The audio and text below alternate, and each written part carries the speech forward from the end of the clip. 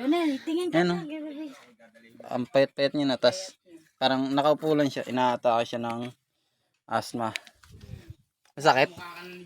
Ha? Uy. Ah, parang hinihingal-hingal pa siya. Oh. Uy. Yo, what's up mga katulig? Bale, yun mga katulig, mga master, mga idol natin dyan. So, long time no see. Bale, yung vlog natin ngayon is requested lang sa atin to, no? Kasi, yung sa mga nakakaalala dun sa mga sinaunang vlog natin, mga unang-una talaga, yung may tinutulungan tayong matanda, sabay yung sa nagkalakal for a cause tayo.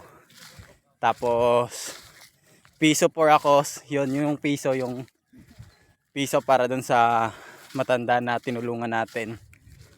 So ayun, sa mga content na ganun, yung content natin ngayon is related doon. Bale, ano to, requested sa atin to nung isa sa mga kamag-anak nung pupuntahan natin ngayon. Bale, nag-request sila na i-vlog daw para ano ba, makahingi ng konting donations tungkol dun to sa 5-year-old lang na bata na walang kakaya ng ano, ipa-hospital. Bale, nag-chat kasi sa amin kagabi. Tapos ang sabi, nag-chat sa amin kagabi. Tapos ang sabi niya, baka daw pwedeng i-vlog yung pamangkin ba o pinsan para makahingi ng konting donation. Kasi nga yung magulang daw ng bata walang kakayanan na may paggamot yung bata. Tapos ano na yung bata daw butot balat na.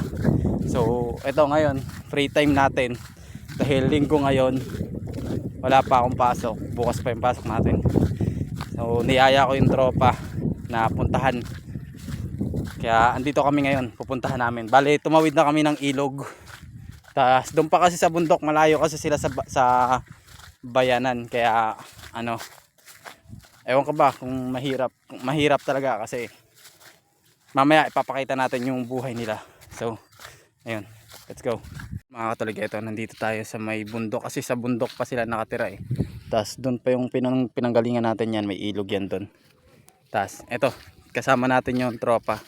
Nagpasama tayo sa kanila para puntahan natin yung bata na sinasabi dun sa nag-chat sa atin kagabi.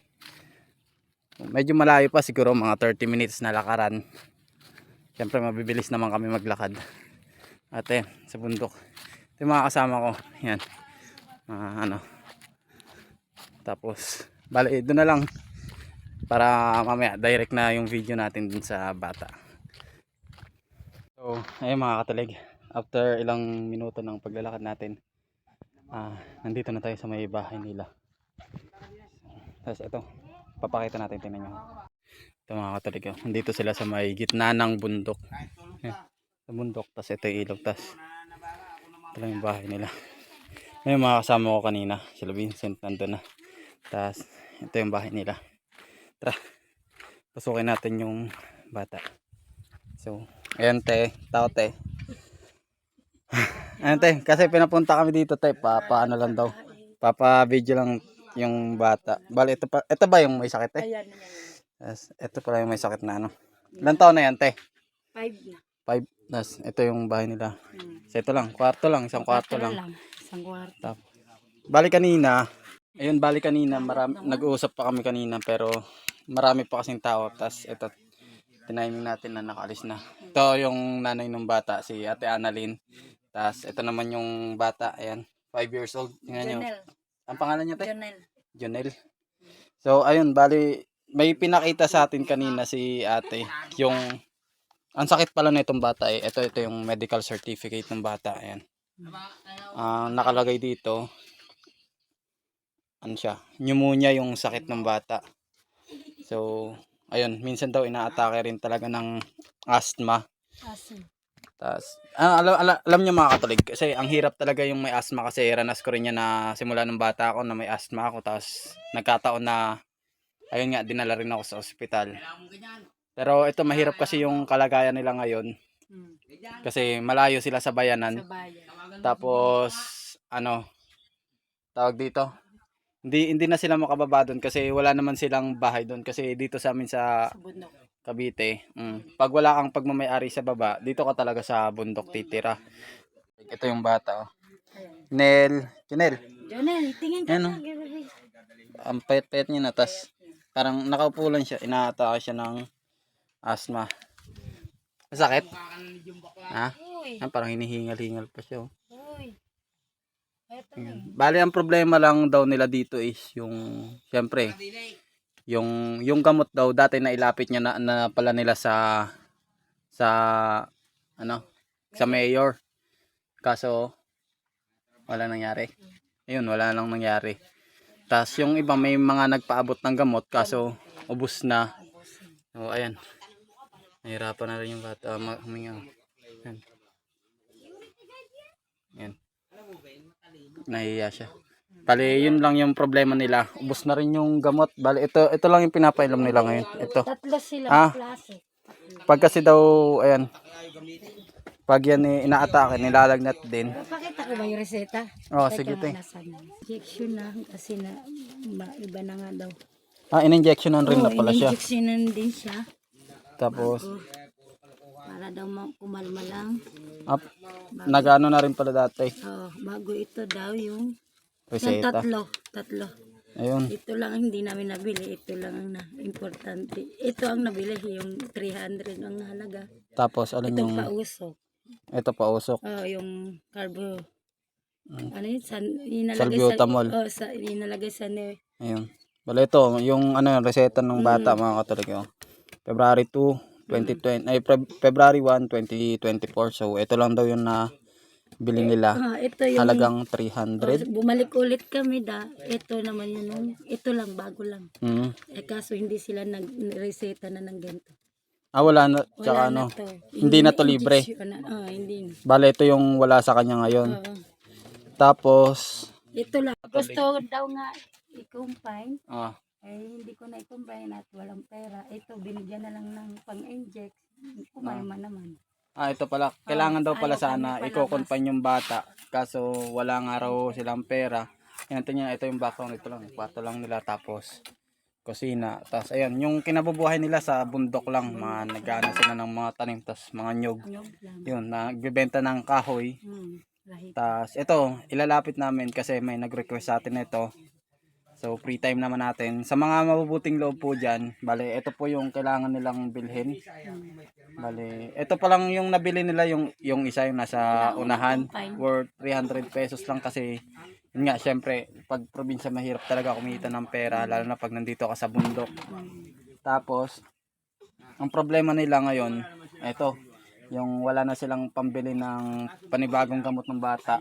Tapos, isa pa, yung lugar nila dito, wala silang kuryente. Bali, yun, may sinabi si ate kanina, baka daw meron kasi talaga nung nebulizer na hindi na kailangang isaksak. Bali, ano na siya, di battery ata yun. Tas yun, bali sa may mabubuting loob po diyan. Bali, ito yung bata, oh. Tay, Janelle. Tawag ka. Hingi ka tulong, Nel. Ito, nahihiya kasi siya, eh. So, pero makikita natin, oh, naghahabol-habol pa siya ng hininga. Hindi na ulit na. So, hindi pa ulit nabababa to, te. Hindi. So, ayun, hindi pa daw ulit nabababa. Kasi nga, syempre, wala silang pera. Tapos, ayun. Wala rin naman, lumapit na daw sila sa sa munisipyo. Kaso hanggang ngayon wala pa rin daw, mga ilang hindi tumatawag. Yun kasi minsan yung hindi natin masabi, pero yun yung realidad. Minsan ang hirap talaga ang hirap talaga umasa, lalo na pag sa mga ganyang mga bagay. Minsan kasi tinatago or di kaya hindi natin masasabi mga word na palakasan. Pero ngayon, ito, sa may mga mabubuting loob po na gustong mag-donate, bale, message nyo lang po ako sa kasi wala po silang ibang malapitan, wala rin silang kamag-anak na may hinga ng tulong kasi halos pare-pareho sila na kapos sa buhay. So ayun, sa lahat po ng mabubuting loob na nais magpaabot ng tulong dito sa bata, kahit magkano po tatanggapin namin para maipon-ipon natin para pag nakaipon na tayo ng sapat na pera, mabibila natin kahit yung nebulizer na ano, di battery. Kasi wala dito, walang kuryente. Tapos pag kung pala rin man yung may magpaabot ng tulong na kailangan na po kasi to kasi yung gamot. Ito kailangan natin tong bilhing mga gamot na to. So ayun. Bale, hanggang dito lang muna. Toy. Ayun, nahihiya-hiya kasi siya eh. At saka nahihirapan talaga siya huminga. So, hanggang dito na lang muna mga katalig. Ipapost natin to. Tsaka sa lahat ng makakapanood, paki-like and share po para mas marami pa pong makaabot na makapanood ng video natin. Tapos, wag po kayo mag-alala kasi lahat naman po, kagaya po ng mga video natin dati, lahat po ng mga pinapadala nyong tulong, binibigay po natin sa kanila. So, hanggang dito na lang po ulit. At maraming salamat po in advance sa lahat ng mga gustong tumulong at tutulong.